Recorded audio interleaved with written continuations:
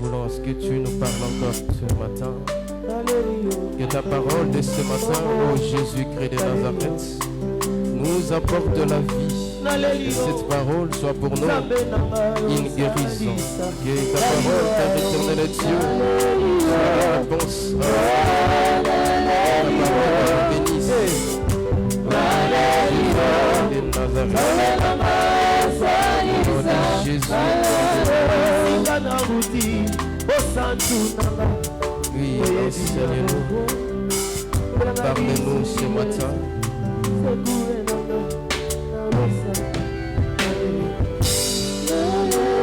Nous avons prié ainsi.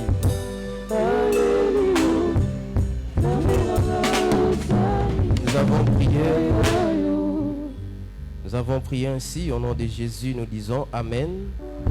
Wana Tobengi, pasteur Timothée, Bonalitea. Pendant qu'il est en train de passer, on peut acclamer pour le roi des rois.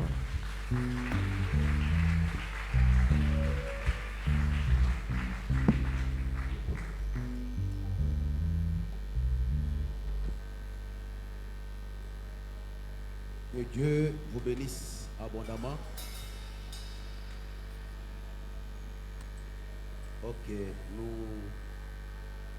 prenons les Écritures.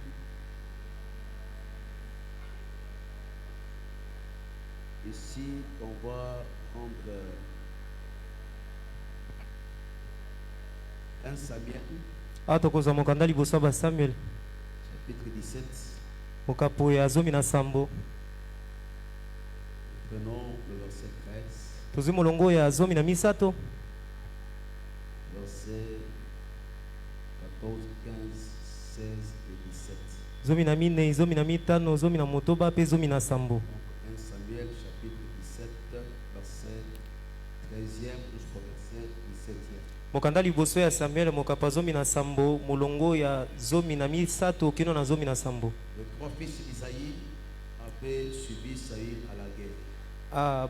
Bandeko ya Saül Dawidi alandaki bana misato ya mibali ya Isaya balandaki Saulu na bitumba.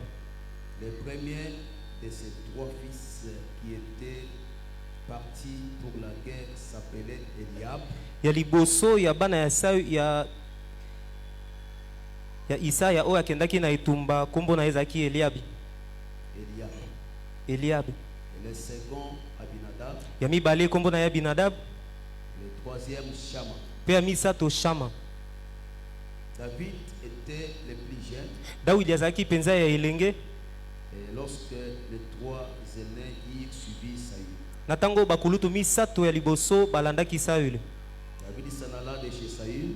Dawidi akendaki kolonga epa Saül. Et revint à Bethléem. Pe azongaki na Bethléem. Pour faire paître les brebis de son père. Pona koliesa bampate ya tata na ye. Les Philistins s'avançaient matin et soir. Au Philistie abandai kopusa na liboso tongo pe poko. Il se présenta pendant 4 jours. Abandai komimonisa uta mikolo minei. Isaïe dit à David, Isaya yebisi Dawidi son fils, mwana ye mobali, prends pour tes frères 7 pas de grains rôtis. azwa pona bandeko na yo bilia oyo. Et c'est du pain. Pe mapa zomi. Et cours au camp vers tes frères. Kende na molako epa bandeko na yo. Nous pouvons comprendre Genèse chapitre 29. Tokisu kozwa mokanda ya ebandeli mokapa tukumi bale na libwa. Verset 35e. Molongo tukumi sato na mine mitano. Encore enceinte. Akumbaki lisusu zemi. Et enfantant un fils. Pe abotaki mwana mobali. Elle dit, alobi ete cette fois, sikawa je louerai l'Éternel. na kokumisa yawe. C'est pourquoi elle lui donna le nom de Juda. Yango wana abengaki ye na kombo ya Yuda. Et elle cessa d'enfanter. Pe atikaki kobota. Genèse 49. Mokanda ebandeli mokapa tuku minei na libwa. Prenons le verset 8e. Tozi molongo ya mwambe. Pour gagner le temps, prends seulement le verset 8e. Tozika molongo ya mwambe. Juda, tu recevras les hommages de tes frères. Yuda okoyamba balokumu ya bandeko na yo. Ta main sera sur la nuque de tes ennemis. loboko na yo ekozala na dikosi ya banguna na yo. Les fils de ton père se prosterneront devant toi. Bana mibali ya tata na yo bakogumba maliboso na yo.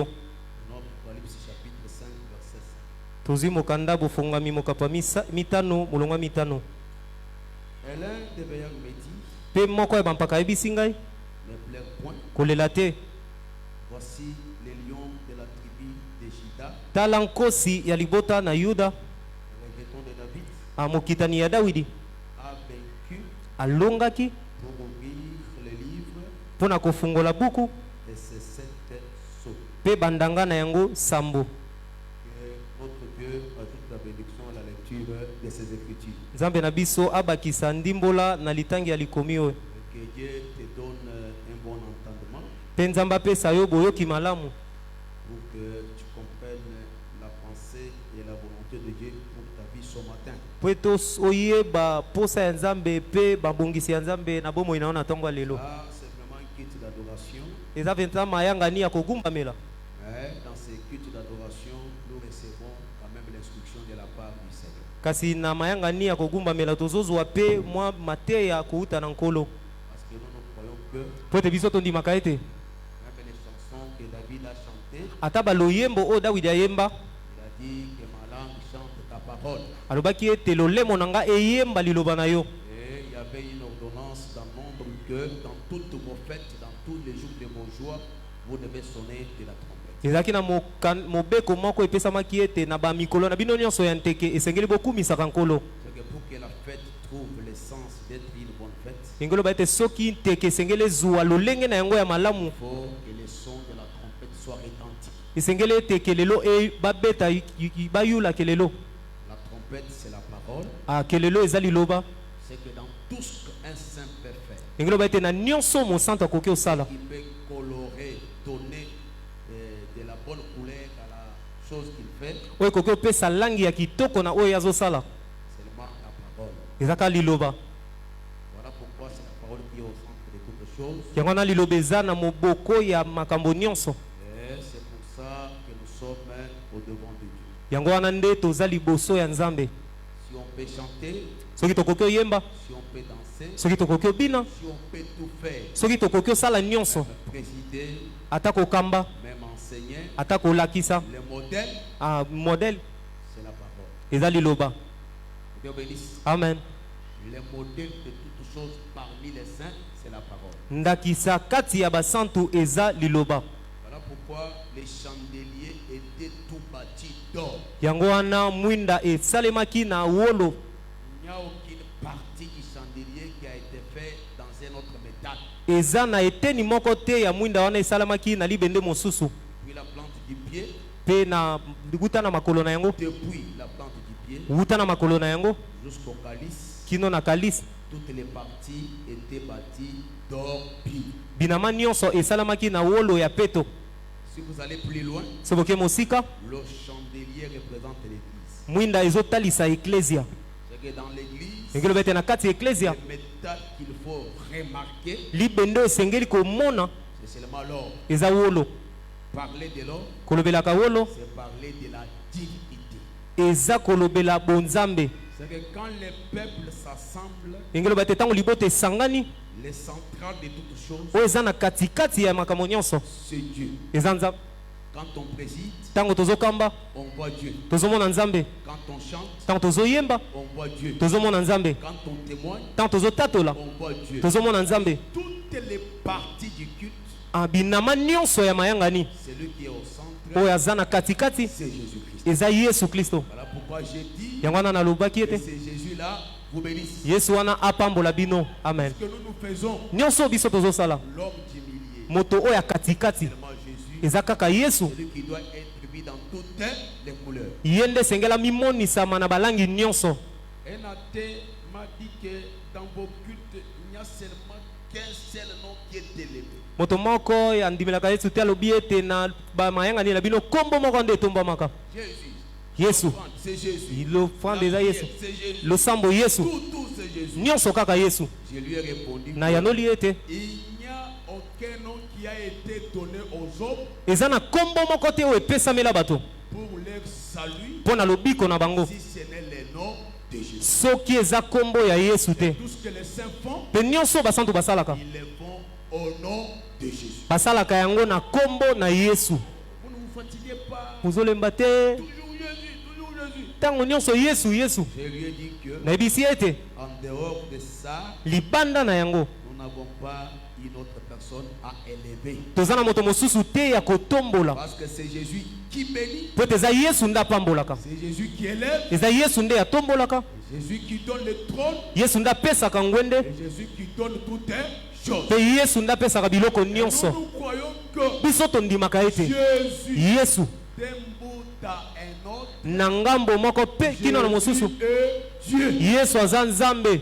Amen. Jésus est Dieu. Yesu aza Nzambe. C'est que l'invoquer, Engelo ba ete kobelela ye, le citer, kotanga ye, c'est citer Dieu. eza kotanga nde Parce Nzambe. que Jésus est Dieu Po ete Yesu aza Nzambe qui guérit, oyo abikisaka, qui bénit, oyo apambolaka, qui élève, oyo atombolaka, et qui fait toutes choses. pe asalaka biloko nyonso. Voilà pourquoi je dis ce matin, Yango wana nalobi na ntongo lelo au fond de mon cœur, na motema na nga que mobili Jésus vous bénisse. ete Yesu apambola bino. Amen. Que Jésus-Christ vous bénisse. Amen. Parce que c'est le seul nom Po ete eza se kombo qui moko a été donné oyo epesamela pour notre salut. mpo na lobiko na biso. Nous sommes en train de parler sur David, le 8e, le 7e, le 4e et les premiers fils d'Isaïe. Tozolobela Dawidi mwana ya mwambe ya sambo ya minei pe ya liboso ya Isaya. C'est que dans tous les chiffres, le chiffre 8, le chiffre 7, le chiffre 4 et le chiffre 1, on ne voit que David. Engelo ba ete na mitango nyonso motango oyo mwambe sambo minei pe moko eza kaka tozomona Dawidi. Dieu est souverain. Nzambe aza sembo. Si tu veux parler du David, le 8, le 6e, Soko lingo lobela Dawidi oyo ya motoba le 3e, ya misato le 4e, Yamine. le 2e, ya mibale on n'en peut rien. tokoki te. Mais chacun doit démontrer les choses selon sa grâce. Ah, moko na moko sengeli atalisa makambo na nde kolandisa ngolu na ye. Pourquoi quand on a eu cette inspiration, Yango na ntango tozwaki kopema maoyo on a voulu rassembler les frères. tolingaki tosangisa bandeko Les frères comme étant les Écritures bandeko lokola makomi qui doivent faire asseoir notre inspiration oyo esengeli bafandisa kopemama na biso ou soit notre révélation. to mpe bofongwami na biso. Nous avons compris que dans les Écritures, Tososolaki ete na kati ya makomi Isaïe a présenté les 7 fils, Isaya atalisaki bana na ye sambo, mais il avait omis le 8e qui était David. kasi ye abosanaki oyo ya mwambe oyo babengi Dawidi.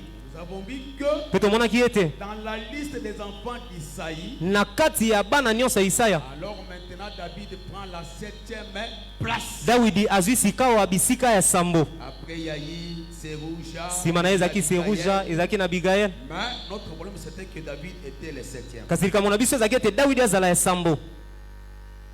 Et aujourd'hui, Kasi lelo on va parler du David comme étant le 4e fils. tokolobela Dawidi lokola mwana ya minei. Comprenez le schéma ou la marche de cet enseignement. Bososola lolenge tozotambola na kati ya lilakisi oyo. David dans le chiffre 8, Dawidi na motango mwambe c'est comme un Dieu à l'éternité. aza lokola Nzambe na seko. Parce que parmi les 7 fils, Po ete kati ya bana sambo oyo ya il mibali n'était pas compté. atangamaki te, C'est que David, ndenge loba ete Dawidi il était à l'éternité. azalaki na seko. Maintenant, l'éternité, Sika na seko il devait quitter là-bas esengelaki alongwa kuna et entrer dans le 7e jour. mpe akota na mokolo ya sambo. J'avais expliqué que Nalimbolaki ete ici, David le 7e, c'est comme Christ dans la création. awa Dawidi na bisika ya sambo aza lokola Kristo na bokeli. J'avais expliqué le chiffre 7 Nalimbolaki motango oyo sambo comme étant la perfection, lokola bokoki, comme étant la totalité, lokola ya mobimba, comme étant la plénitude, lokola oyo etonda et ainsi de suite.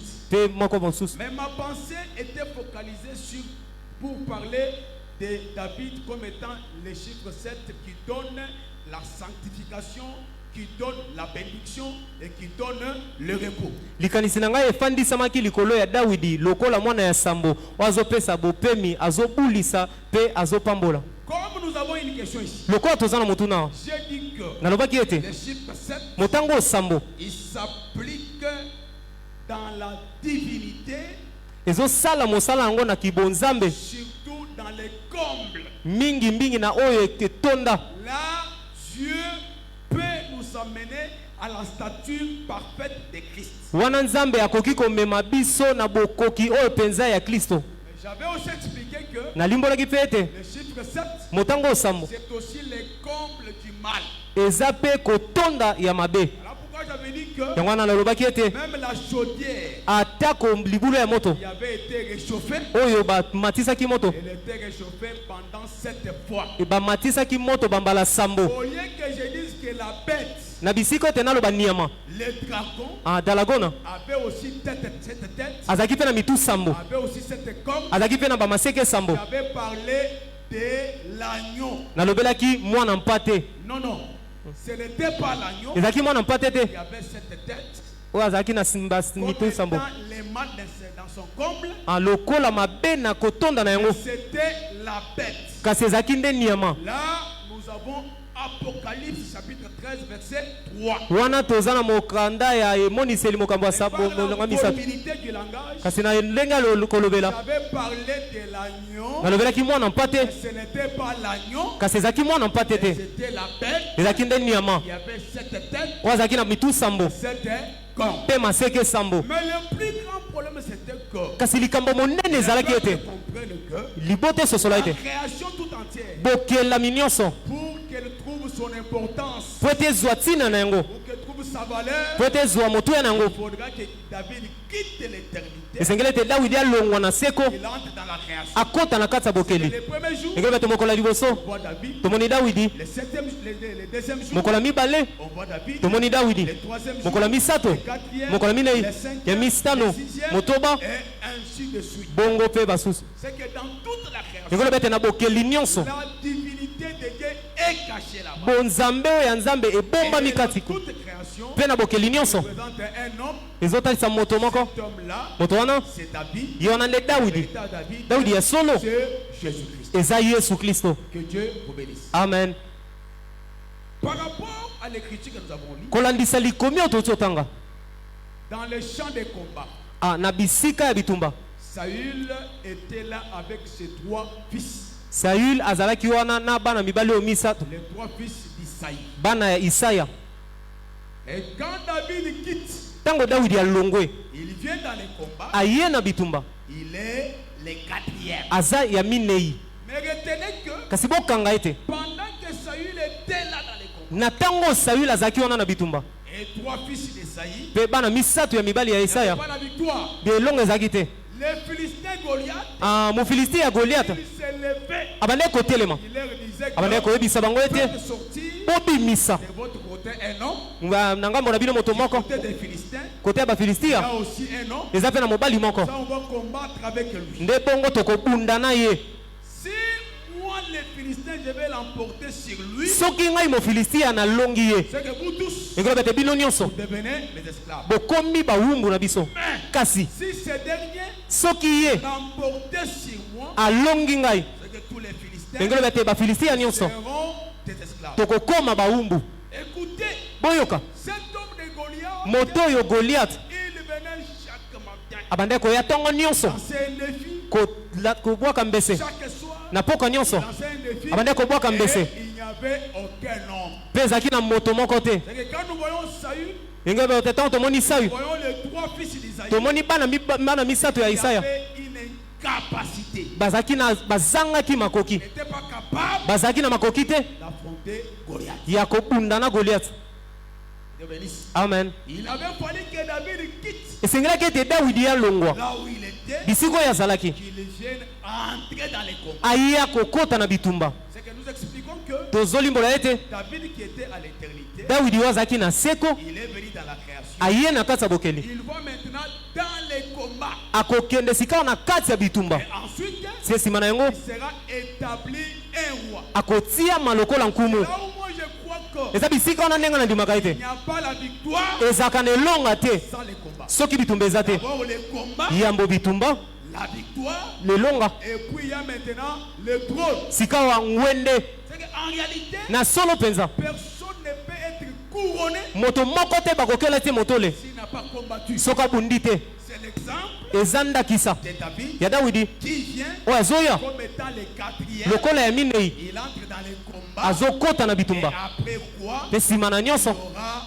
la couronne. akozwa motole. Que Dieu bénisse. Amen, Que Dieu bénisse. amen. C'est là où je vous exhorte ceci. eza bisika wana nazoyebisa bino ete Je vous exhorte ceci. nazolendisa bino En réalité, ete na solo on ne peut pas être couronné bakoki te kolatisama motole s'il n'y a pas les combats. soki bitumba eza te C'est qu'en réalité, ekoloba ete na il solo faut d'abord les sacrifices esengeli nanu sacrifice que tu dois faire. oyo esengeli osala Tu dois combattre, esengeli obunda remporter la victoire. kozwa elonga Et maintenant, tu seras couronné. mpe na ntango wana kolatisama C'est motole ça ce qui s'était fait dans la vie de David. yango wana nde esalamaki na bomoi ya Il Dawidi ne pouvait pas être souverainement élevé akokai te kotombwama na bosembo s'il n'a pas combattu. soki abundaki te Et que dans la vie de Jésus, ekoloba ete na bomoi ya que yesu Jésus soit couronné, po ete yesu alatisama il motole fallait que Jésus esengelaki ete yesu entre dans les combats akota na bitumba et qu'il combatte. mpe abunda Après la victoire, nsima na elonga Dieu l'a souverainement élevé. nzambe atombolaki ye mpenza na bosembo Il lui a donné le nom qui est au-dessus de tous les noms. apesaki ye kombo eleki bakombo nyonso En Jésus, ekoloba ete kati na yesu tout genou. babolongo nyonso esengeli egumbama Mais pour que les genoux fléchissent, po ete il bamabolongo efukama faut que Jésus esengeli ete yesu soit d'abord un vainqueur. yambo azala na molongi Et nous croyons que biso tondimaka ete celui qui a vaincu oyo alonga Goliath, goliate c'est Jésus-Christ. ezalaki yesu kristo Et maintenant, sikawa comme Jésus a vaincu Goliath, lokola yesu alonga Jésus goliate maintenant yesu doit sikawa être couronné. esengeli alatisama Là, motole il sera le premier. mpe wana nde akozala ya yambo Un roi dans un royaume, po ete nkumu na kati ya c'est bokumu le number one. aza moto ya liboso Chiffre 1. aza moto anga liboso eza nde ya liboso Voilà comme ça on doit marcher avec l'enseignant. yango wana nde esengeli totambola na lilakisi. Que mon Dieu bénisse. Amen, Que mon Dieu bénisse. amen.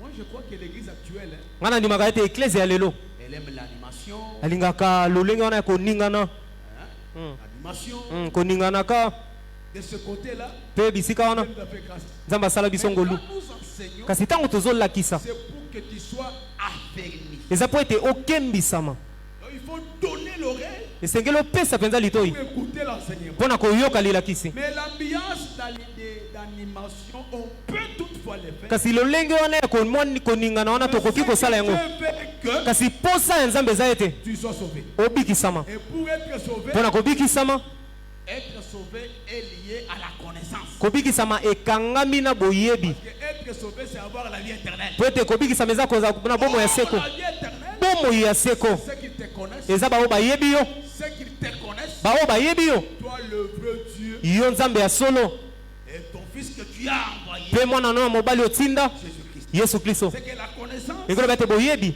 c'est ça la chose qui est liée à la vie éternelle. yango wana nde eloko ekangami na bomoi ya seko.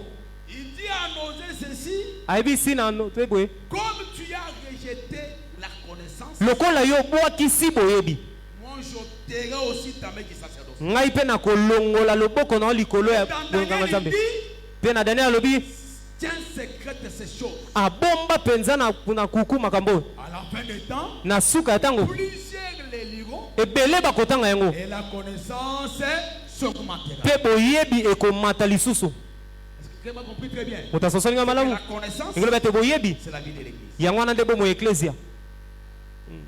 Voilà pourquoi suivez attentivement cet enseignement yango wana bolanda mpenza na bokebi lilakisi oyo et savoir aider votre vie. ekosunga mpenza bomoi na bino. Parlons d'abord du chiffre 4. tolobela na motango minei. Lorsque Léa a enfanté Juda, ntango leya abotaki yuda elle dit, alobi cette fois-ci, na mbala oyo je louerai l'Éternel. nakokumisa yawe Parce qu'il m'a donné le quatrième fils. po ete apesi nga mwana ya minei. C'est que je comprends que nasosoli ete lorsque Léa a enfanté Ruben, ntango leya abotaki ruben, elle a enfanté Siméon, abotaki simeon, elle a enfanté Lévi, abotaki lewi, elle n'avait pas loué le Seigneur. akumisaki nkolo te.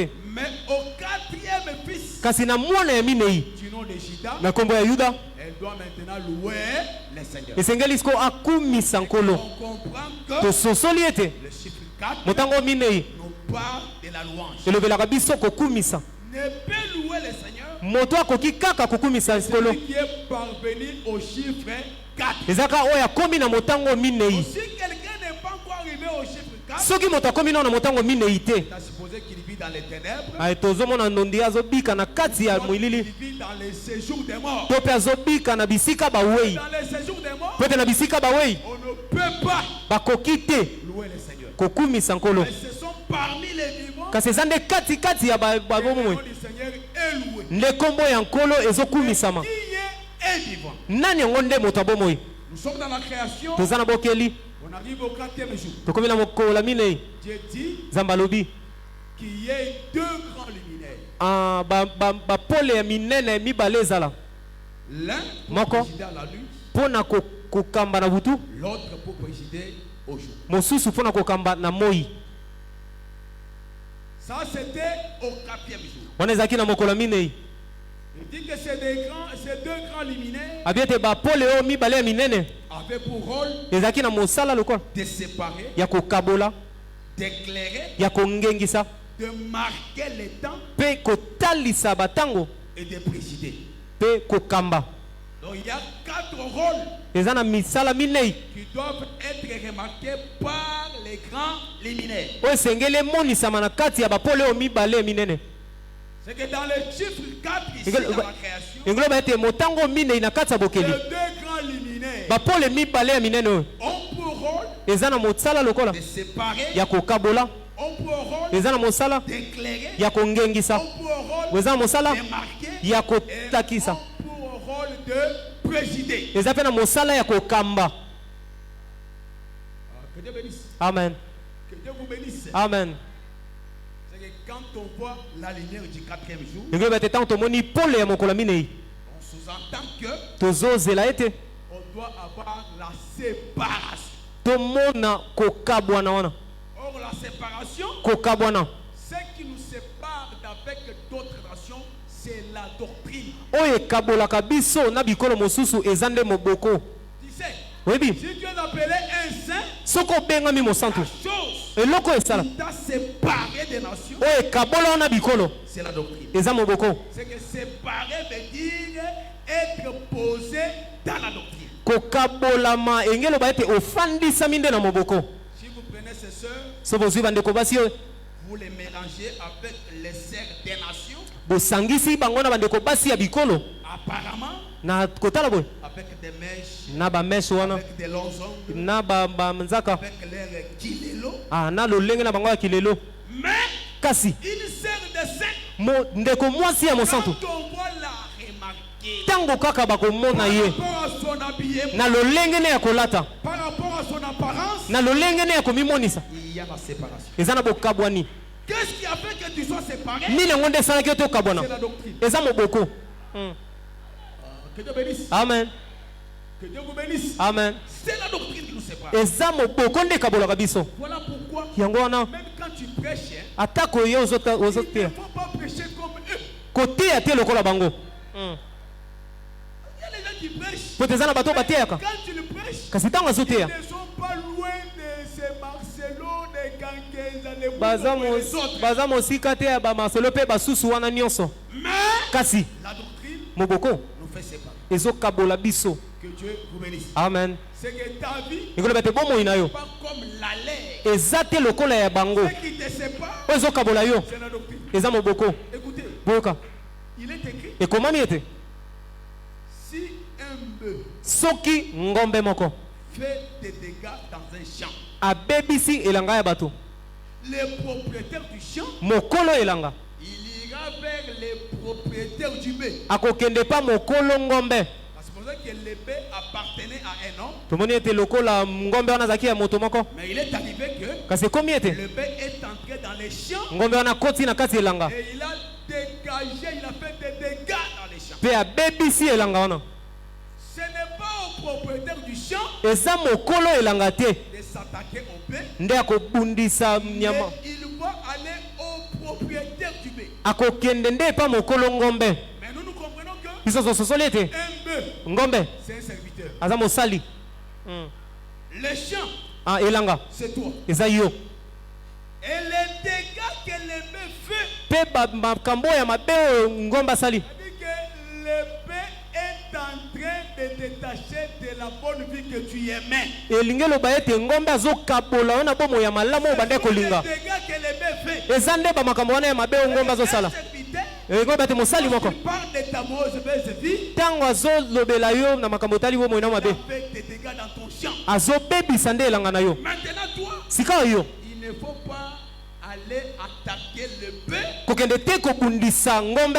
Il faut aller vers les propriétaires du bœuf. Kasi esengeli nde kokende pa mokolo ngombe. Or les propriétaires du bœuf, Zoka nde mokolo ngombe. c'est Dieu. Eza nzambe. Je simplifie le langage. Nazokomisa pete elobeli. Nalobi boye. Si Soki un prédicateur prêche moteya tei ta vie, bomoi na yo.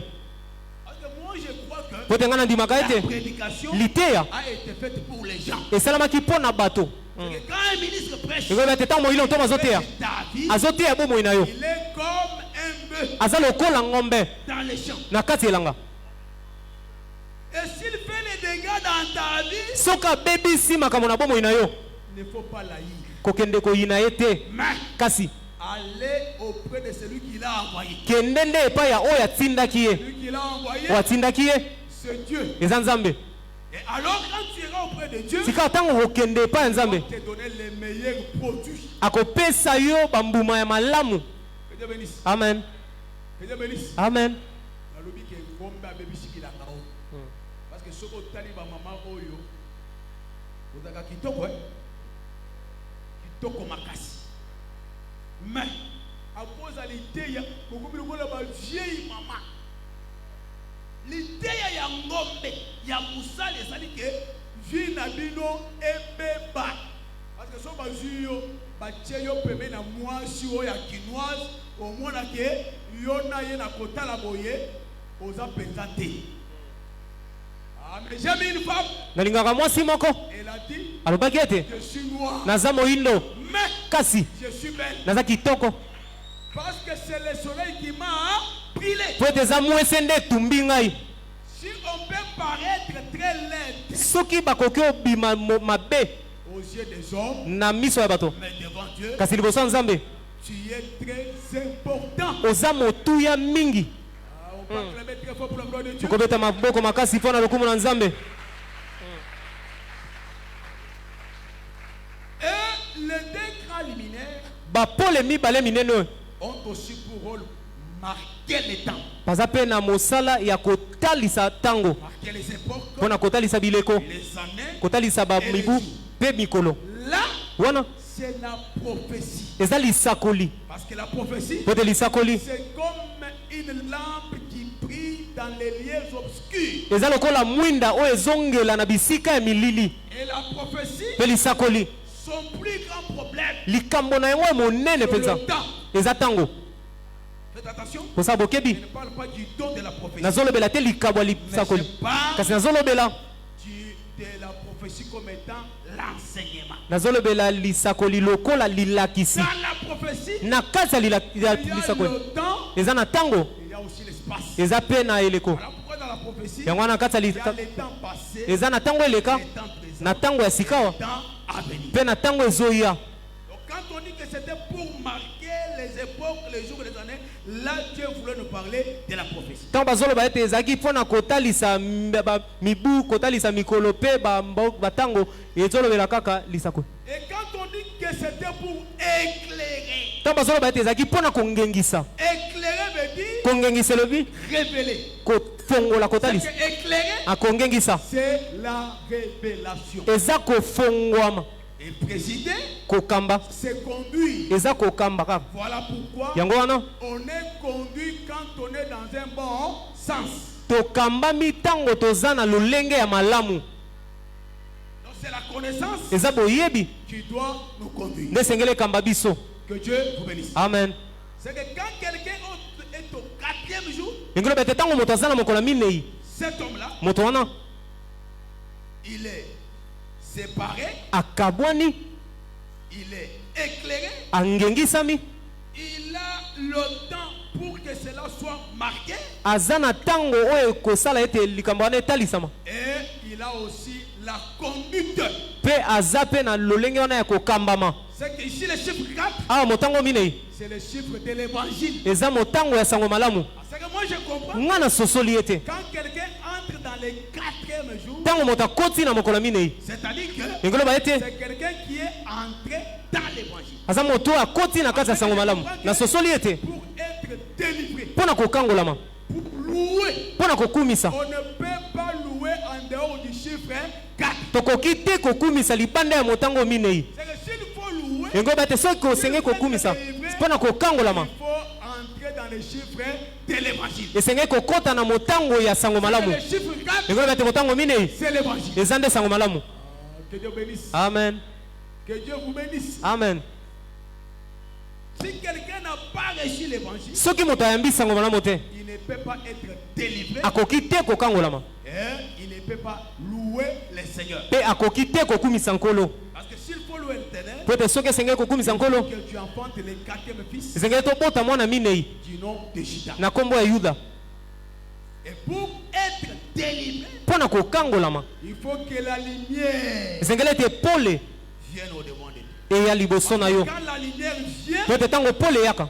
on quitte des ténèbres, Tolongwaka na kati ya milili. on accède à la grande lumière. Pe tokotaka na pole ya monene. Engolo ba ete sango malamu. C'est la délivrance. Yango wana nde bokangolami. Amen. Que Dieu bénisse. Amen. Je vais dire ceci. Nangi naloba boye. Pour qu'on soit délivré, Po ete moto akangolama. ceux qui délivrent un homme, Oyo ekangolaka moto. ce ne sont pas les incantations. Eza te balolengana ya Comme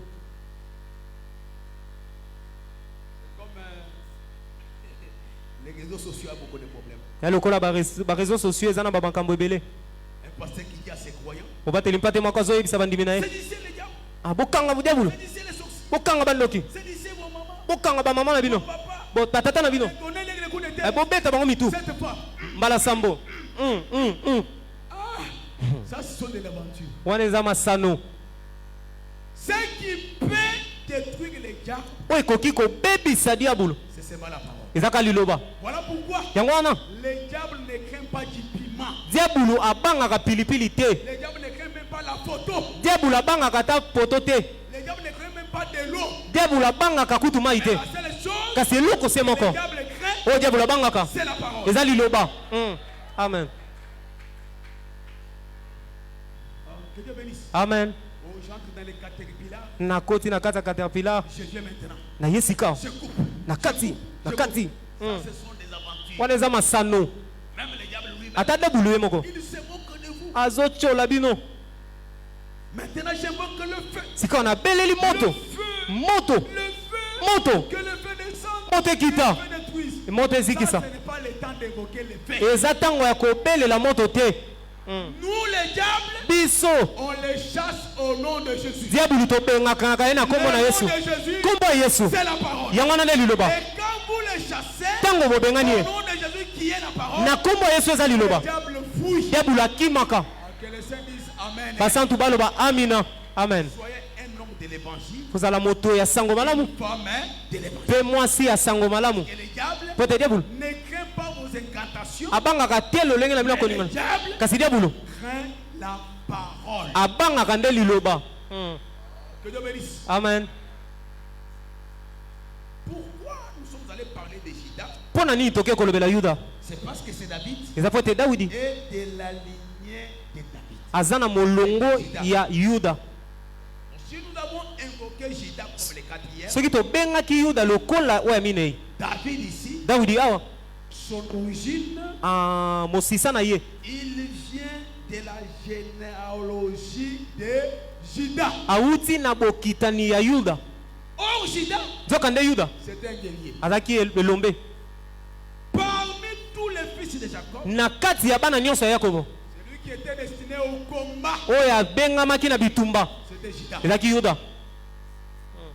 Voilà pourquoi il est écrit Yango wana ekomami ete Judas Yuda recevra les hommages de tous ses frères. akoyamba lokumu ya bandeko na ye nyonso.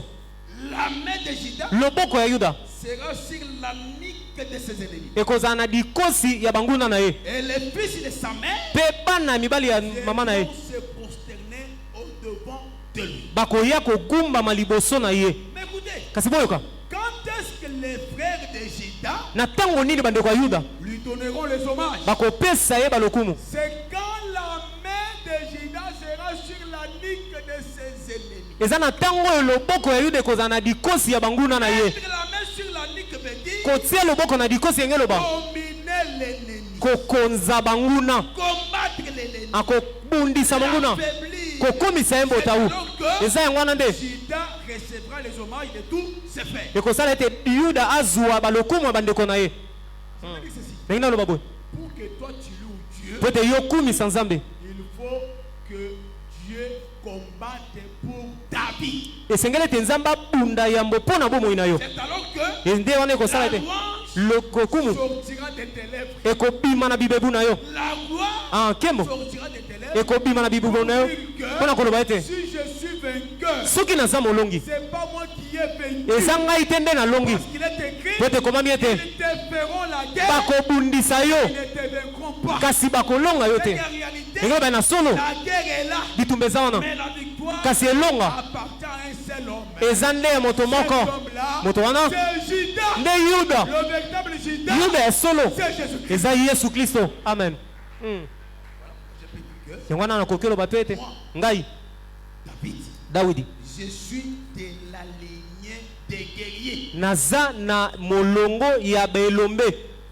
C'est que moi je comprends que ngai nazosoli ete tout cela, bango wana nyonso nous ne sommes pas n'importe qui. biso nyonso toza bato pamba te. Nous sommes sortis de la lignée des guerriers. tobima na molongo ya bilombe. Moi je crois que ngai nandimaka ete les combats spirituels, bitumba ya molimo ce n'est pas la leçon de maman Olang. eza lilakisi ya mama olangi te, Mais un saint, kasi mosantu comme il est la lignée de Juda, loko aza na molongo ya yuda. la guerre, bitumba c'est sa vie. eza bomoi na ye. Les combats, bitumba c'est sa vie. eza bomoi na C'est ye. que David ekoloba ete dawidi était de la lignée d'un guerrier du nom de Juda. azalaki na molongo ya elombe moko oyo babengi na nkombo ya yuda. Que Dieu bénisse. amen. Que Dieu bénisse. amen. Que Dieu vous bénisse. amen. Tel que tu es là, lolenge oza wana ton père tata na yo était un guerrier. aza elombe Il t'a né abota yo pendant les temps de la guerre. na ntango ya bitumba Et tu as grandi mpe okolaki avec la guerre. kaka na bitumba. Mais ce qui est très important, oyo eza motuya mingi dans ezani tous les combats, na bitumba nyonso depuis que le combat avait commencé, wuta bitumba ebanda jusqu'aujourd'hui, kino lelo on ne l'a jamais vaincu. batikala kolonga ye te. Que Dieu vous bénisse. amen. Depuis que le combat a commencé, wuta bitumba ebanda jusqu'aujourd'hui, kino lelo on ne l'a jamais vaincu. batikala kolonga ye te. Alors moi, ngai je suis de sa lignée. naza na molongo na ye. C'est-à-dire ekoloba que ete si l'on me combat, soki babundisi ngai c'est vrai, eza solo le combat peut arriver. na bitumba ekoki oya, kasi na solo Ils ne me vaincront pas. bakolonga ngai te. Parce que c'est lui po ete oyo de qui je tire mon origine. ngai nabimeli Dans tous les combats, na bitumba nyonso il n'a jamais sorti l'échec. atikala kopola te. Quand il combat, ntango abundaka il a remporté la victoire. alongaka kaka. Que Dieu vous bénisse. amen. Que Dieu vous bénisse. amen. Est-ce qu'il y a un victorieux qui peut dire Amen de plus fort? eza na molongo akoki oloba ami na makasi. amen. Nous sommes de la lignée de Juda. toza ya molongo ya yuda. Le combat, bitumba il peut arriver. ekoki oya, Mais la victoire, kasi elonga non. te. La victoire elonga est à nous. eza ya biso. Parce que nous, po ete biso celui avec qui nous sommes oyo toza na ye elongo dans les na combats, kati ya bitumba, il n'a jamais perdu aucun combat. atikalaka kozanga te kolonga bitumba. S'il n'a pas perdu aucun combat, soki atikala kozanga kolonga te, dans ton combat, ekoloba ete na bitumba na yo il ne perdra jamais. akopola te. Je dis ceci, nalobi boye dans ton combat, na bitumba na yo il ne perdra jamais. akopola te. Que ce ne sont pas dans ses habitudes. po ete eza na balomemesano na ye te Les combats. ya kozanga kolonga na solo mpenza. Avec Jésus, elongo na yesu nous sommes plus que vainqueurs. toza koleka balongi. Ce matin, mpo na ntongo lelo. Nzambe alongisa yo. amen. Même ata na maladi na yo, Nzambe alongisa yo. amen. Même na bandoki ya famille, Nzambe alongisa yo. amen. Même na bandoki ya musala, Nzambe alongisa yo. amen. Même na bandoki ya quartier, Nzambe alongisa yo. amen. Parce que bitumba nyonso Nzambe asala, batikala kolonga ye. te. Tu peux dire amen plus fort. amen. Ça Saül dans les combats avec 3 frères. na kati ya bitumba na bandeko mibali misato. C'est comme Job. Eza lokola Yobo Pendant qu'il était souffrant, na ntango ya bandeko nyokama les 3 frères, bandeko mibali les misato 3 amis baninga misato de Job oyo ya Yobo étaient avec lui. bazalaki elongo na ye Mais Job n'était pas convaincu. kasi Yobo azalaki lokola bango te. Job n'était pas convaincu. Ah, Yobo andimisamaki te. Il avait fallu que les 3e, les 4e amis viennent Esengelaki ete moninga ya minei aya pour cesser tous les discours qu'appelle le frère Job. mpona kosukisa baelobeli nyonso baninga misato ya Yobo Je bazalaki nango. comprends que les 3 frères de David, Nasosoli ete bandeko mibali misato ya Dawidi aussi la loi, eza mpe mobeko le prophète basakoli et les psaumes. mpe baloyembo. Pendant que cela était, Na ntango bango bazalaki les ténèbres milili régnaient toujours. ebandaki kaka kokonza. Que Dieu bénisse. Amen, Que Dieu bénisse. amen. La loi, le prophète et les psaumes, Mobeko basakoli mpe baloyembo je comprends ça comme étant l'ensemble de l'écriture. nasosoli yango lokola mobimba ya likomi Parce que l'écriture, po ete likomi c'est toute la nature. eza bokeli nyonso. Mais pour la comprendre, Kasi mpona kososola on yango voit dans la loi, toke na mobeko les prophètes, tomoni na basakoli mpe na baeloyembo. mais si quelqu'un a les écritures, Kasi soki moto aza na makomi les ténèbres doivent régner. bamilili esengeli Il ekonza. faut maintenant que la 4e personne vienne. Esengeli sika wa moto minei nde ya Quand lui vient, ntango ya ye les ténèbres cesseront. milili ekosila Parce qu'il y a une promesse qui dit, po ete eza na elako elobama ete les ténèbres milili ne régneront pas pour toujours. ekokonza te libela. Les ténèbres Milili ne régneront pas pour toujours. ekokonza te libela. C'est que les ténèbres engelo ba ete milili doivent régner un temps. esengeli ekonza na mwa ntango moko. Voilà pourquoi Goliath, Yango wana Goliath comme les ténèbres, lokola milili il a régné un temps. akonzaki mwa ntango moko. Je dis ceci, Nalobi boye la maladie là, bokono wana c'est pour un temps. eza mpo na ntango moko. La pauvreté là, bobola wana c'est pour un temps. eza kaka mpo na ntango moke. Le combat que tu as, bitumba oyo oza nango pour un temps. eza nango kaka mpo na mwa Ça ne ntango restera pas pour toujours. ekotikala mpo na libela Je dis te. à quelqu'un que nazoyebisa moto ete toi tu ne seras pas toujours célibataire. yo kotikala kaka monzemba te. Toi tu ne seras pas toujours chômeur. Yo kotikala kaka kozanga mosala te. Mais c'est un temps. eza mpo na ntango Et comme c'est un temps, loko eza ntango nous croyons que biso tondimaka ete s'il y a la nuit, soki eza na butu il y a aussi les jours. eza mpe na mokolo. Que Dieu bénisse. Amen.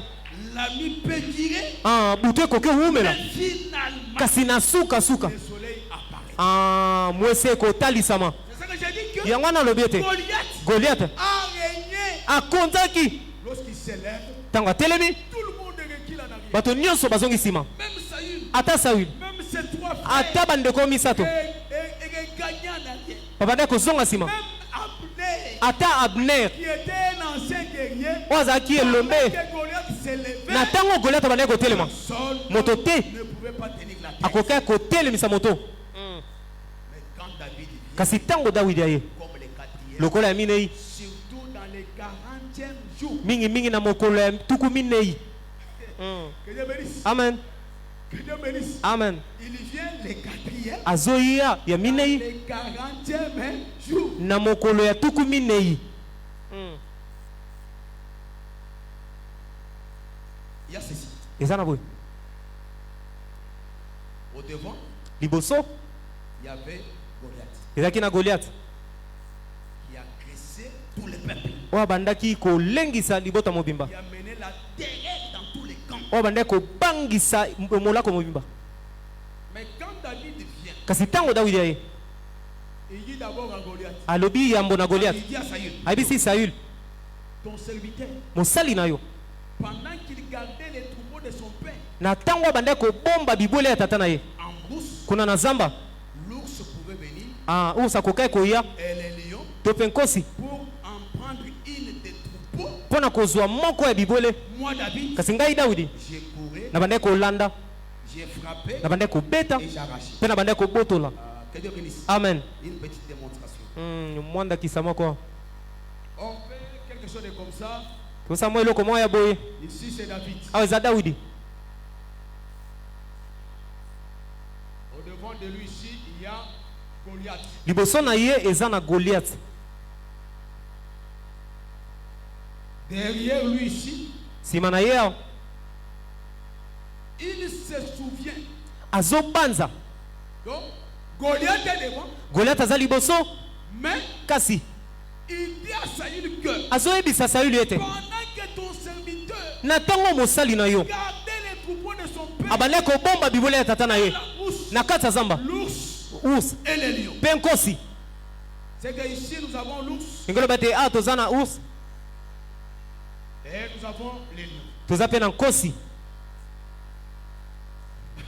Qu'est-ce que j'ai compris ici? nini yango nga na sosoli awa David, dawidi avant d'attaquer Goliath, yambo ya kobundisa Goliath il ne doit pas attaquer Goliath sans expérience. esengeli te abundisa Goliath soki aza na momesano wana te C'est que si Goliath est devant toi, engoloba ete soki Goliath aza liboso na yo pour l'attaquer, mpo na kobundisa il ye faut retourner en arrière. esengeli kozonga na nsima En arrière veut dire kozonga na nsima engeloba avoir l'expérience kozala na momesano que Dieu a déjà fait avec toi.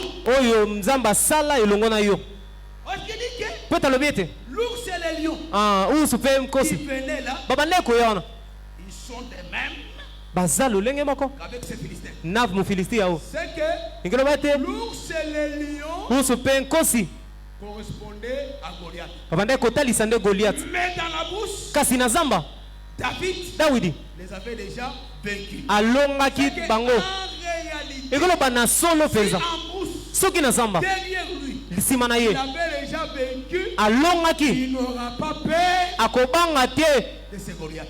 Goliath oyo amen Oh, que mon Dieu bénisse. amen Je vais dire ceci. ndenge naloba boye Dans tous les combats, na bitumba nyonso il ne faut pas aller avec les expériences d'un autre.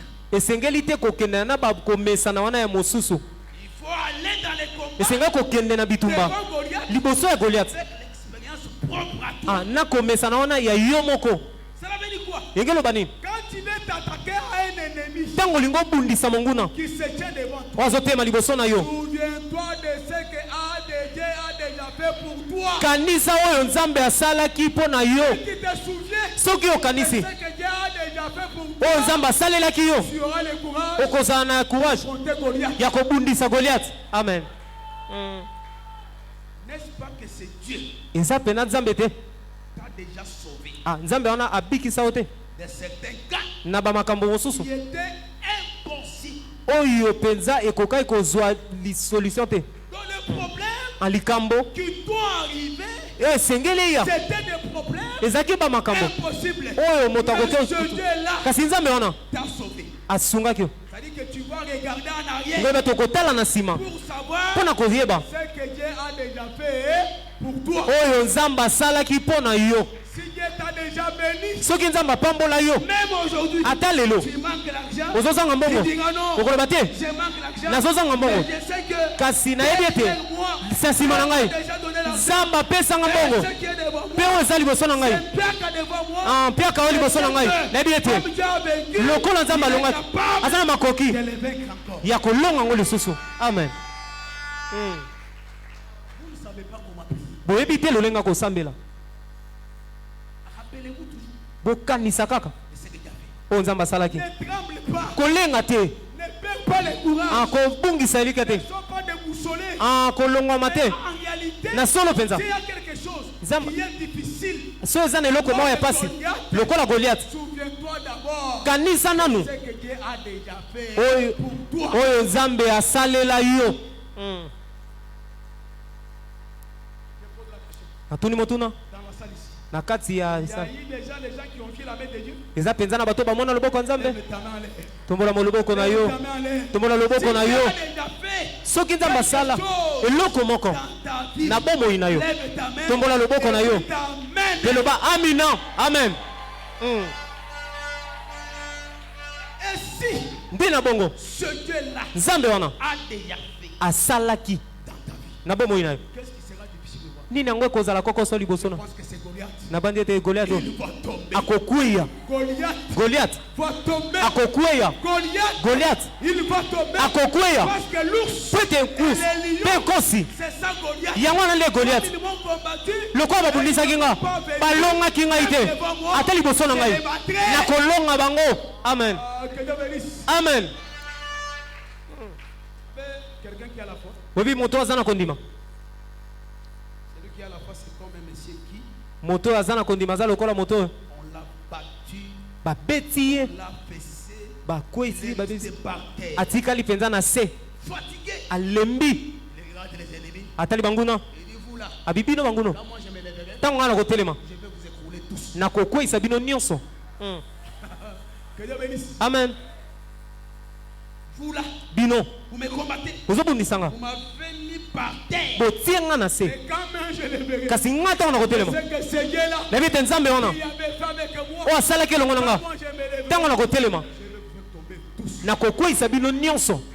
Que Dieu bénisse. Amen. Ne crains pas Goliath kobanga Goliath te qui est au devant de toi. oza liboso na yo Ne crains pas la maladie kobanga te bokono qui est au devant de oza toi. liboso na yo Ne crains pas les diacres kobanga te qui mpiaka sont au devant de toi. oza liboso na yo Mais kasi autrefois, na ntango eleka c'est Dieu nzambe oyo qui t'a déjà béni. apambola yo Il t'avait béni. lolenge apambolaka yo C'est que Goliath, yengai bate Goliath il ne fera rien. okosala ngai eloko te. Que Dieu vous bénisse. Amen. Qu'est-ce que David dit? Nini yango Dawidi alobi Il dit que l'ours et les lions là, abe ete ursu mpe kosi wana c'est comme c'est Goliath. eza lokola Goliath oyo Mais kasi à côté, na mopanzi il avait la pierre. azalaki na libanga. Goliath est devant lui, Goliath liboso na ye derrière lui. na nsima na ye Il se souvient que abandi ete l'ours et les lions ursu mpe liko l'avaient terrassé. na longaki Maintenant, sikawa il prend la pierre. azwi libanga. J'explique ceci. nazolimbola boye Les pierres que David avait prises bamabanga oyo Dawidi azwaki étaient au nombre de 5. ezalaki na motango mitano Mais la seule pierre, kasi ka libanga moko c'est celle qui avait terrassé Goliath. yango wana nde ekweyisaki Goliath. Amen. Moi, je crois que ngai nandimaka ete s'il y a les 5 grâces ministérielles soki eza na bangolu mitano ya lontomo et qu'un ministre travaille, mpe moyilo ntomo moko azosala il ne travaille pas seul. azosala mosala ye moko te Il est accompagné avec la force des 4. aza elongo na makasi ya oyo minei C'est que la pierre qui avait terrassé Goliath yango lobi ate libanga oyo ekweyisaki Goliath avait la force des 4. azalaki na makasi ya mabanga minei. C'est que moi je crois que ngai nalimi ete si un ministre prêche, soki moyilo ntomo azoteya il ne prêche pas seul, azoteya ye moko il te prêche avec tous les ministres. azoteya na bato ya bayilo ntomo nyonso. Voilà pourquoi il est écrit. yango wana ekomami ete Lorsqu'un membre est élevé, ntango enama moko elongwe tous les membres sont élevés avec lui.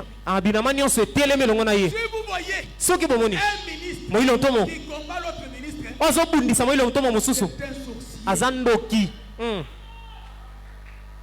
Que Dieu bénisse. Amen.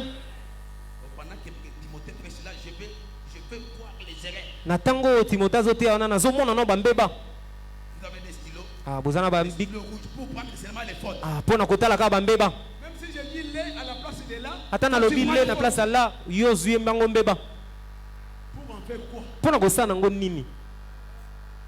Parce que moi, quand je monte, po ete ngai ntango na je mataka sais que nayebi ete le docteur est à moi. dokotolo aza kati na ngai, L'apôtre est à moi. ntoma aza kati na ngai, L'évangéliste est à moi. mopangandi nsango aza kati na Quand ngai, je pars, ntango nazoloba le prophète est à moi. mosakoli aza kati na ngai. C'est la grâce pastorale kasi eza ngolu wana ya kimobateli mpa te qui est élevée. nde etombwami. Vous avez compris ça? Amen.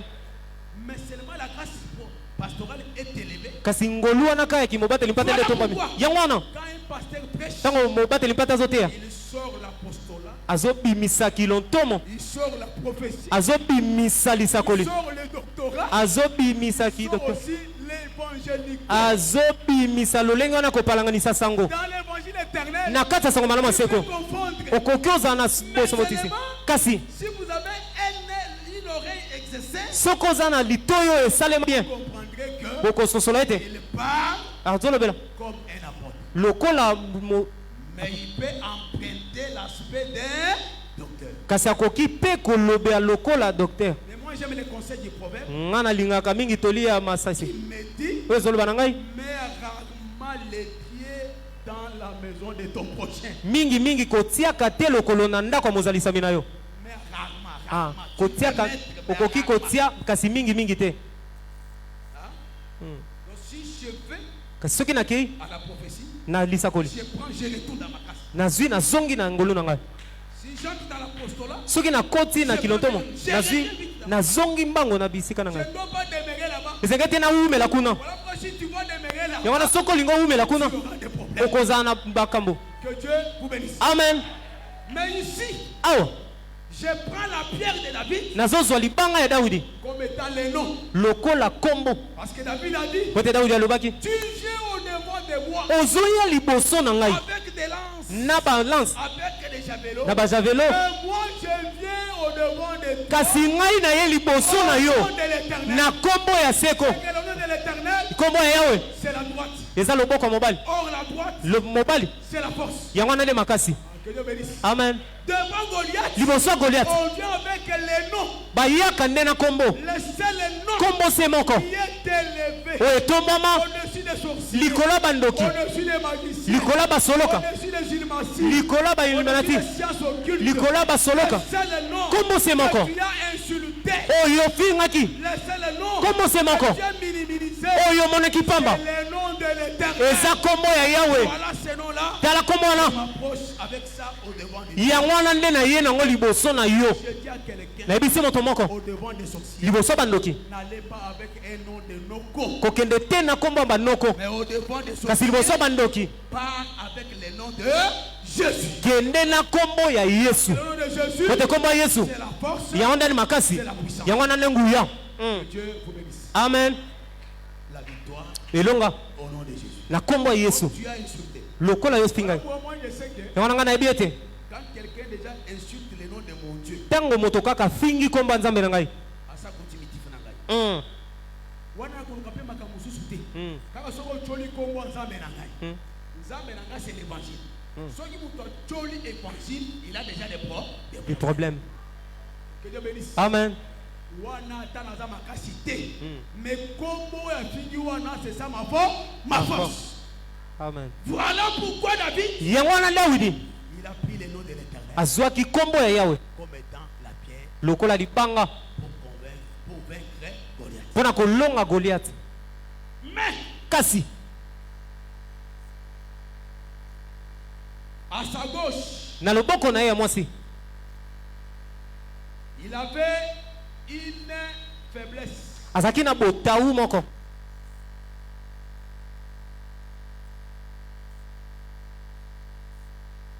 David, Dawidi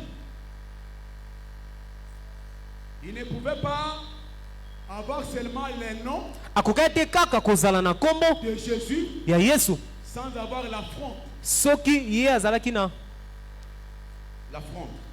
na fronde. Front des alliés.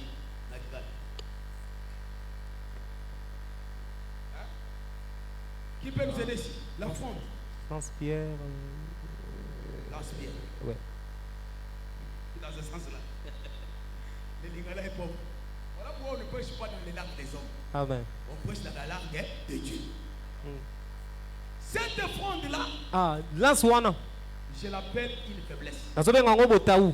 Pourquoi? Mpona nini? Quelqu'un qui a les lances, Moto aza na lance qui a les javelots, o aza na javelo, quelqu'un qui avait l'armée avec un poids très élevé, moto azalaki na limpinga oyo ya makasi mpenza, mais la lance kasi lance wana qui voit chercher à ce qu'il soit écroulé par terre. oyo ekosala ete ye akweya na se. Ça n'a pas de rapport. Eza kutu na boyokani te. Parce que David, Po ete Dawidi avant d'aller s'affronter avec Goliath, yambo ye kokende kobunda na Goliath, avant d'aller s'affronter avec Goliath, yambo kokende kobunda na Goliath, Saül lui avait donné les armes correspondant aux armes de Goliath. apesaki ye bibundeli oyo ekokani na bibundeli ya Goliath. Comme cet homme, Lokola moto un ancien guerrier, aza elombe ya kala, prenait ses armes, kasi zwa bibundeli oyo kende na yango. David a essayé, Dawidi amekaki n'a pas tenu, esimbaki te, mais il a pris la fronde. kasi azwaki nde front. Que Dieu vous bénisse. Amen. Que Dieu vous bénisse. Amen. Le temps est déjà pressé. Je vais m'arrêter par là parce qu'on va continuer les mardi. Tango ke penza na ko telemisa wana po L'affront, lance wana c'est la faiblesse. eza botawu Par rapport à Goliath, kolandisa Goliath on a représenté rien. Écoutez, poyoka je parle aux responsables. nazolobela ba responsable Un responsable doit m'écouter. responsable esengeli ayoka ngai Tu as les souvenirs. oza na bakanisa Tu as le nom de l'Éternel. oza na kombo ya Yawe Mais et aussi l'affront. kasi oza pe na lance Pour que Dieu te bénisse, po ete nzambe apambola yo il faut aussi avoir l'affront. esengeli pe kozala na lance wana L'affront, c'est quoi? lance wana eza nini C'est le petit job que tu peux avoir. eza mosala ya moke okoki kozala na yango Que Dieu bénisse. amen Que Dieu bénisse. amen Écoutez, frère, boyoka bandeko travaillez. bosala mosala Même si ce travail là ata mosala wana ne peut pas répondre aux besoins que tu as, ekoki te kosunga baposa na yo oza nango mais travaillez toujours. kasi sala kaka Parce que Dieu, po ete nzambe dans la faiblesse, na kati ya botawu il peut écouler ce qui est hautement élevé. akoki kokweyisa oyo mpenza etombwama makasi Je vais t'aider. ndenge na yebiso Il ne faut pas prier. esengeli te kosambela Il ne faut pas prendre le nom de l'Éternel. esengeli te kozala na kombo ya Il ne yawe faut pas affronter Goliath. esengeli te kobundisa Vous goliath n'avez pas un petit boulot. soki oza na mosala moko te Ma prière losambo na est ngai que Dieu eza ete nzambe donne même un petit travail. apeso ata mosala moke Avec ce amen travail-là, na mosala wana ozokangisa makala bana bazotanga na université. ah, Ozokangisa makala ozofuta loyer ya ndako. oui Ozokangisa makala ozolata mwa kechi Ya bien. Mwa jean ya bien. Mwa fufu Ya ya bien. Sans le travail, soki mosala eza te ata osambeli ndenge nini osala makelele ya pamba. Wana osiliki bato balingaka mosala te bakomonaka mpe loboko na nzambe te. te amen Je suis diplômé en sciences infirmières. ah, naza diplômé na science infirmière Ozangi ata tonga na ndako ata epikani ya pamba ozangi yango. Ko soki komokolo kobima oke balebisaka elamba na beta na bima mpo bamonanga bien. Obete elamba elamba eza bato okozongisa.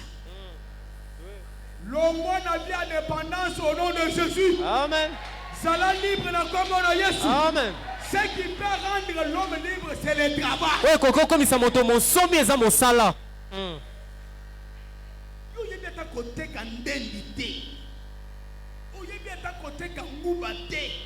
Oyebi ata kofanda. Osoki na fanda na biro pongela eyelaka ngai. So bapesi yo velo nakoka te mukongo. Mais olingi nini l'église ne se ne bypass. eklise ya basantu ya baipasi Si nous voulons affronter Goliath, soki tolingi tobundisa goliath travaillons.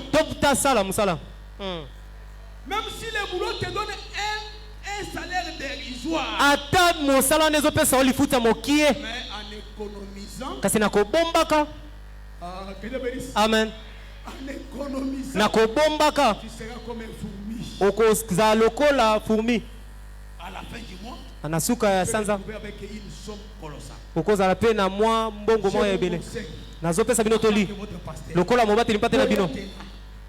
Goliath est là. goliath aza wana Tu as le nom de l'Éternel. oza na nkombo ya yawe Mais kasi n'oubliez pas que poposana te je ete dois travailler. esengeli nasala mosala Parce qu'ici à Kinshasa, po ete awa na si kinshasa vous n'avez pas du travail, so oza na mosala te que feras-tu lorsque le bailleur viendra demander son argent? nini yango okosala ntango mokolo ndako akoya kosenga mbongo basalaka te bakoma na kalikile ebele ayebi ke awa ego oyo kuna basi balambi aleki kuna alie atiki poche moko abi kuna peut-être basi balambi ozomona ke vie na yo kaka ekoma bongo que celui qui ne travaille pas ne mange pas non plus c'est moi qui ai dit ça te c'est moi qui ai dit ça amo nalobi yango moto nyonso na misala nzambe na ngai apesa yo mosala amen nzambe na ngai apesa yo mosala amen pour affronter ma difficulté il faut avoir le boulot mosala nzambe apambola biso amen Est-ce que la taille m'a bé? te On dit ma révélation. Non, non, je te dis qu'il faut avoir les draps. la biso esengi ozala na mosala lokola Parce que Goliath est là. bote Goliath aza wana Le nom de l'Éternel est là. kombo ya Yawe eza wana Au nom de Jésus. na kombo na Yesu liboso nabengani yo na kombo na Yesu bobola nabengani yo bima Il n'ira point. ekokende te Mais il va partir. ekokende kaka La seule chose qui peut chasser la pauvreté, c'est le travail. eloko se moko ekokobenga na bobola eza mosala Quand tu travailles, ntango ozosala Dieu va te soutenir. nzambe akosunga yo Oh, tu vas chasser la pauvreté. nde wana okobenga na bobola Sois fort. zala makasi Sois fort. zala makasi À travailler. ya kosala mosala Un petit travail. ata mosala moke Si tu te concentres, soki otie mayele na kati fais bien. osali yango malamu Dieu va t'aider. nzambe akopambola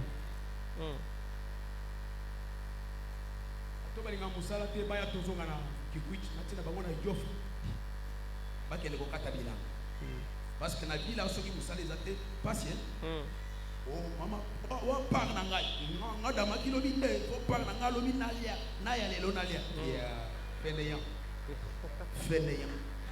moto abotau moto abotau paresseux. bilemba Moi je dis ceci, ngai nalobi boye le Dieu que nous prêchons, nzambe oyo tozoteya si tu vends les cacaillettes, ata ozoteka nguba Dieu va mettre la main. nzambe akotia loboko ekokende liboso Si tu es dans les bureaux, ata oza na Dieu mosala va mettre la main. nzambe akotia Tu auras loboko ton salaire. okozwa lifuti na yo Tu vas au marché. ata okendaka Dieu weze mettra la main. nzambe akotia loboko Tu vas aller te ekokende liboso tu fais quelque chose. soki osala eloko moko La main de Dieu loboko na nzambe sera avec toi. ekozala elongo na yo Tu pourras affronter mpe okokoki obundisa bakokoso nyonso pour ce matin. mpo na ntongo lelo Mon Dieu vous bénisse. amen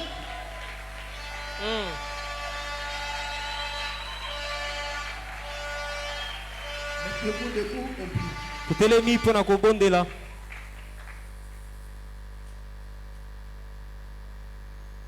Oh là là. Tu vois d'abord prier. okobondela nanu yawe Il y a un Goliath devant toi. eza na goliath moko liboso na yo Le Goliath, goliath wana c'est une force qui s'oppose à toi. eza nguya oyo ezotelemela yo Tu as un projet, oza na libongisi moko mais tu n'arrives pas à réaliser ce projet. kasi ozokoka te kokokisa yango Goliath est là, goliath aza wana il s'oppose à toi. azotelemela yo Il va étouffer tous les travaux, azofina misala nyonso il va étouffer toutes les finances. akofina babongo nyonso Peut-être que tu es dans une maison, ntango mosusu oza na ndako que moko cette maison s'achève, mais tu sens qu'il y a toujours des problèmes. Ça, c'est Goliath. ntango mosusu oza na ndako moko ozotonga oza na posa ete esila kasi ozosantiri kaka ete ezofinama wana eza nde goliath Tu as fait des démarches. osalaki mabongisi Mais il y a quelqu'un qui s'assoit sur ton dossier. eza na moto afandeli dossier na yo C'est Goliath. eza goliath Dans ta santé, na bopikiliki il y a banzoto na yo une maladie. eza na bokono moko Il te permet même pas oyo ezopesa okuta ata nzela te ya kokumisa nkolo ate ya kogumbamela ye C'est Goliath eza goliath qui s'oppose à toi. oyo azotelemela yo Mais comme David est venu, kasi lokola dawidi aye la première des choses, eloko ya liboso tu vas faire ceci. okosani Tu te rappelles ozokanisa nanu ce que Dieu a fait pour toi. oyo nzambe asalaki mpo na yo Si Dieu là a marché avec toi, soki nzambe wana atambola elongo na yo aujourd'hui, ata lelo devant ce Goliath, liboso ya goliath oyo il me rendra toujours vainqueur. akosala ngai kaka molongi Voilà pourquoi j'aimerais que, yango wana nalingi ete premièrement, na yambo chacun de nous moko na moko na doit biso glorifier Dieu akumisa nzambe pour ce que Dieu a déjà fait dans sa vie. mpo na oyo nzambe asala yambo na bomoi na ye De là où tu étais, na potopoto bisika ozalaki il t'a ramassé, nzambe alokotaki yo il t'a purifié. apetolaki yo Dieu est devenu tel que tu es. okomi oyo ekomi wana Voilà pourquoi yango wana toutes les bonnes œuvres bamisala nyonso malamu que Dieu a fait pour toi, oyo nzambe asalaki mpo na yo tu étais malade, ozalaki na bokono Dieu t'a guéri, nzambe abikisa yo tu manquais de possibilités, obandaki kozanga Dieu makoki te les a données, nzambe apesaki tu yo manquais le boulot, ozangaki mosala Dieu te l'a donné. nzambe apesaki yo Voilà pourquoi yango wana jusqu'aujourd'hui, kino lelo tu peux crier okoki oganga Ebenezer. ebenezer Jusqu'ici, kino awa tu m'as secouru. osungaki ngai Voilà pourquoi j'aimerais que yango wana alingi ete tu puisses louer d'abord Dieu, okumisa yambo nzambe le glorifier okumisa ye et tout ce qu'il a fait na nyonso oyo asala na bomoi na yo. Jésus, Na kombo na Yesu, tuvondeli na kombo na Yesu. adorons le Seigneur. Seigneur Jésus-Christ, que ton nom soit béni. Que ton nom soit béni.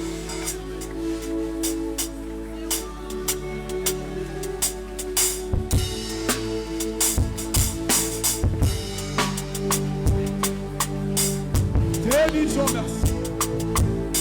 Adonai, El Shaddai. Oh, que ton nom soit béni.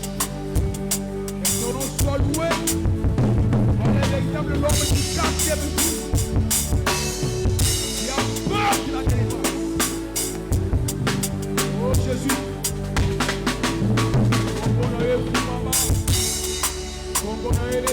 Jésus. Change là-bas. Jésus. Nzambe akabosala na ngai nzambe za minene tika na tobola yo tika na changeola yo tika na netola yo ola kuisa kusa eltono swabe eltono soit exalté eltono soit élevé. Soutiens-moi, Yahweh. Soutiens-moi, Yahweh. Soutiens-moi, Yahweh. Tiens-moi la main. Soutiens-moi, Yahweh. Soutiens-moi, Yahweh. Soutiens-moi, Yahweh. Tiens-moi la main. Tu avais soutenu David devant Goliath. Soutiens-moi, Yahweh. Tiens-moi la main. Soutiens-moi, Yahweh. Soutiens-moi, Yahweh. Soutiens-moi, Yahweh. Tiens-moi la main. Landa bien-aimé. Télémé la Goliath nyonso. Oh ya télémé la kabomo inayo. Koteleme la santé na yo, koteleme la musala na yo. Goliath nyonso wazwa bokono songolo aja na nzoto na yo. Wazwa pauvreté alakisa yo. Comme David est béni, que nashiko na kombo na éternel, na kombo na Yesu, bitumba nyonso Goliath, wetelemeli mobali na ngai. Bana na ngai, voyage na ngai, santé na ngai, misala na ngai, ekweya kweisa Goliath bana kobeta maboko oyosambela makombo na Kristo. Oh Jésus, nous avons vraiment besoin de toi. Nous avons vraiment besoin de toi, papa. Zamali Zamoa, Kabangolu. Comme Jésus, pauvreté, échec, maladie, banditona, Payabolini, et Sansamamouya, comme Jésus. Yahweh, Yahweh, Yahweh, les gens sont la pauvreté, les gens sont les démons. Allez, il paye au nom de Jésus-Christ. Au nom de Jésus-Christ, au nom de Jésus-Christ, au nom de Jésus-Christ, manque d'organisation, instabilité, la combo na Yesu, et quoi il s'en va. Soutiens-moi, Yahweh. Soutiens-moi, Yahweh. Soutiens-moi, Yahweh. Bazangi de makasi. Koyeba na yo. Soutiens-moi,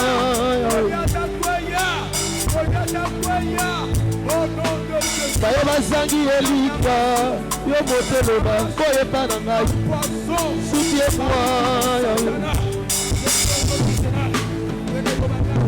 Tu avais soutenu David devant Goliath. Soutiens-moi, Yahweh. Tiens-moi la main, Yahweh.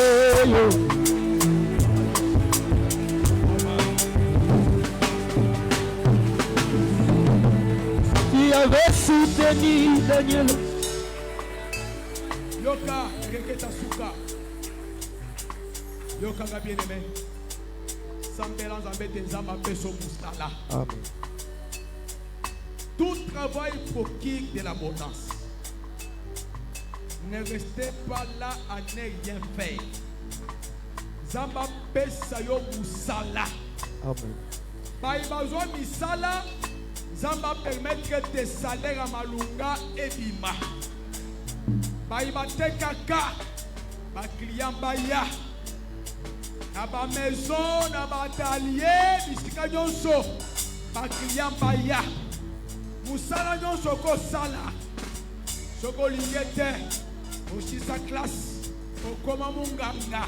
Musala ezate. Zamba peso musala. Soko aussi sa classe. Aux maître avocat, au commis côté sur la ville, sans être embauché quelque part, Zamba Sarayango. Aux Sala Moussala, salaire pour Bima, tout un problème. Au Sala Moussala, quand il y a salaire, et comme il y a notification ébélée, Zamba Pambo dans cette équipe de bypass, Zamba Peso Moussala, et Zala Moussala côté K, et Zala Moussala bureau, et Zala Moussala atelier, il y a besoin. Zamba combler mission de travaux. Parce que, et comment m'a été, que celui qui ne travaille pas ne mange pas non plus. Bien aimé, même à taille au moyen, mikoye mbate. Sambela zamba peso musala, ya maboko.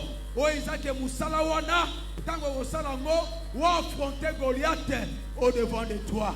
Sambela zamba peso musala, na kombo na isu tombola mungongo, to sambeli na kombo na Jésus Christ. Seigneur, fais ça misala. Oh Dieu de grâce, c'est pour ça que tu nous as amenés ici à bypass. David, et ça misala en Zambé, Banzela misala fungwama, hey, misala fungwama na sanga oyo Zambé. Baibata ko sala ba tout chaka salaire à malunga. Pour te pas servir yonkolo, baibata li côté ka même ata malala. Même à Tanguba, même à Tamakala, Moussala Nyonso, oh Moussanto bypass à Kossi Bankolo, et Kendeligoso. Tu es le Dieu qui m'a dit de prêcher toutes ces choses. Voilà pourquoi j'aimerais que, aux Anzambé, ou à Pesaka Misala, Ngoluna Yemoni Sama, Kotanga Mabunga te, Kotanga ma faiblesse te, mais tombola bango sur tous les plans. Misale monana, misale monana, misale monana, misale monana. Aïe bazangi musala bazwa musala. Salaire mata. Ba client ba monana, na ba atelier, na ba maison. J'aimerais que ce peuple, ma femme monana misala, parce qu'à travers le travail, ton œuvre qui est délivrant. Voyez que ben comme on est comment. Parce qu'on nous a dit ça. Que ton nom soit béni.